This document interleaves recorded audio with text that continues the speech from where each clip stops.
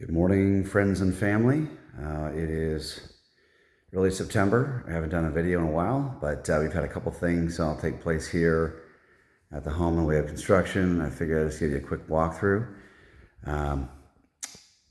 Probably the big three things is we put up our tongue and groove ceiling and whitewash for our great room and master bedroom.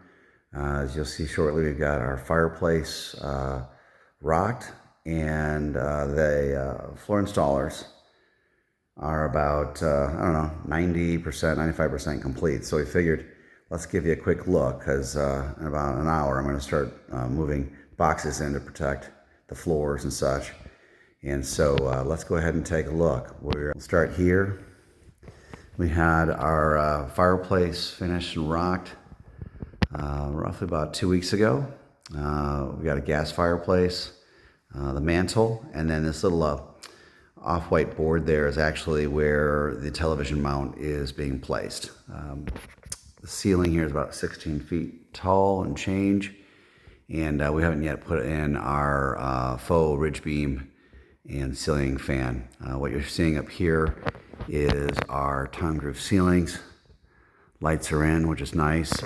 This is yellow southern pine, I believe, which had a really nice pronounced grain. We used a whitewash stain, 3 coats, which allowed us to see the grain, and pretty cool. We really enjoy that. We've gotten a lot of compliments because it's so unusual, and doing something light allowed, rather than say a dark stain, gave the room a bit more volume and just felt much lighter.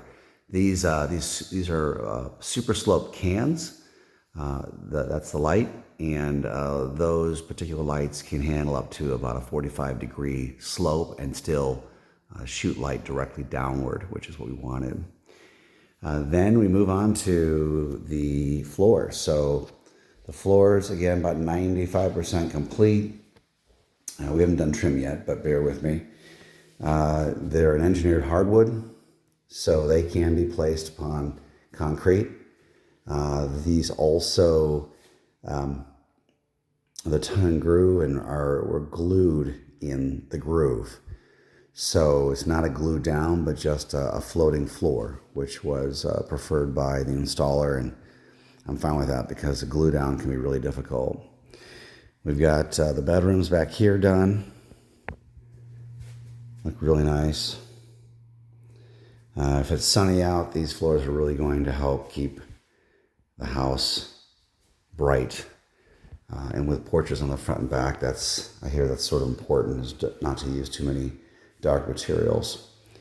We're working on the bathroom floors. We've got some tile in. I'll show you the other one. We're about 75% complete with floor tile. So we go back into the great room as I make my way over. Here we have the kitchen. Imagine cabinets. Imagine the cabinets. A little pantry over there. And then as we turn around, this is the dining room area. We don't have the chandelier in yet, but yeah, some really nice windows. Floors, I think, again, we're really happy with them. Into our mud room and powder room in the back. Over here we've got kind of see, this would be a laundry room with a master closet on the other side, and then this is the master bedroom. Bed will be on this side, facing that direction. And yeah, it's this room I think is about 14 by 15 feet. The ceiling is yet again roughly about 16 feet tall at the center. Still have to get that beam in. Same yellow southern pine, and the can lights are the same thing, super slope cans to allow for a downlight when they're placed in that housing. And then, as I mentioned, we are working on tile. So Sue and we had to get these thresholds done, which you see right here. Had to get this finished here so they could bring the wood up to it. Today we're going to continue. I think we'll be able to finish what's called Belgian linen floor tile. We should be able to get that in today. And then tomorrow we're going to work on getting our penny tile, and these are going to be curbless showers.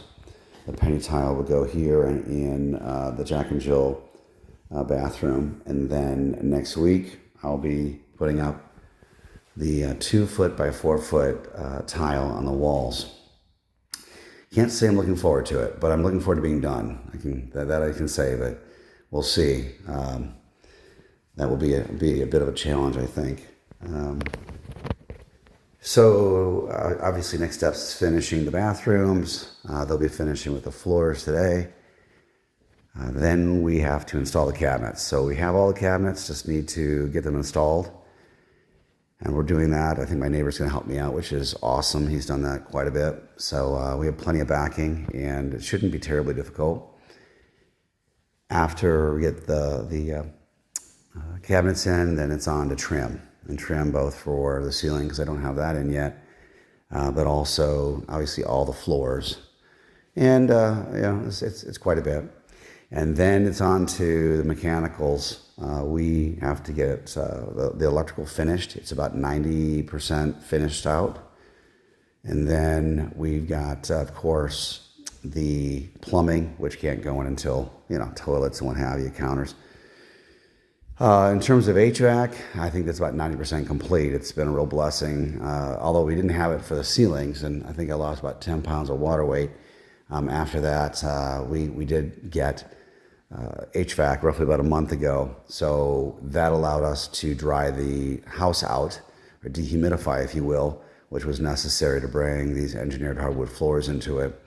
You really have to get all the moisture, or much of the moisture, out of the concrete floors. And then also, once these cartons are sitting here with the flooring material, they've got to acclimate. So it's really important to get all that done. So with that, we'll post in the future, but I thought you'd want to see all the fun stuff going on here.